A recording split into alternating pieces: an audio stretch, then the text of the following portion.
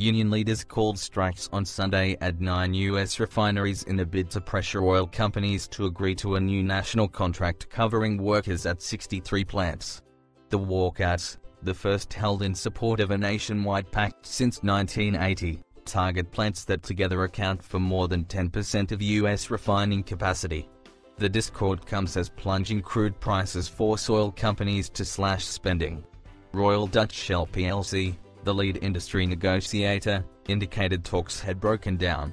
"We remain committed to resolving our differences with USW at the negotiating table and hope to resume negotiations as early as possible," Shell said. Shell activated a strike contingency plan at its sprawling joint venture refinery in Deer Park, Texas, to keep operating normally. Other companies have said they could call on train managers to use as replacement workers, so the strikes are not expected to cause gasoline prices to spike. The United Steelworkers Union, USW, did not say at which plants the strikes would be held.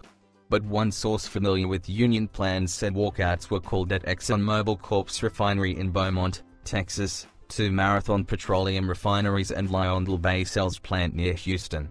Also included were Marathon's refinery in Kentucky, Tazera Corp's Benicia and Martinez plants in California, and its refinery in Anacortes, Washington, the source said. The expiring 3-year national contract covers about 30,000 hourly workers at plants that together account for 2/3 of U.S. refining capacity. The USW said in a text message sent to members that the latest offer from companies was insulting. The latest rejected proposal was the 4th offer turned down by the USW since negotiations for a new 3-year agreement began on January 21. The USW is seeking annual pay rises double the size of those in the last agreement.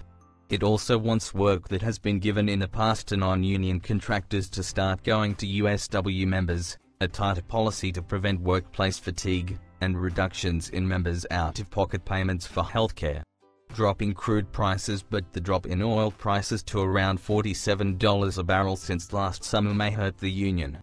"I think the union would have had a lot more leverage 6 months ago when the price of oil was $100 a barrel," said Andrew Lipow, president of Lipow Oil Associates.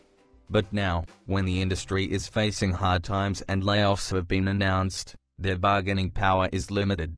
Independent refiners, such as Valero Energy Corp., have made big profits recently by tapping cheap crudes from the U.S. shale revolution, while integrated companies such as Exxon have seen their U.S. refining units provide a cushion against low prices hurting their upstream businesses.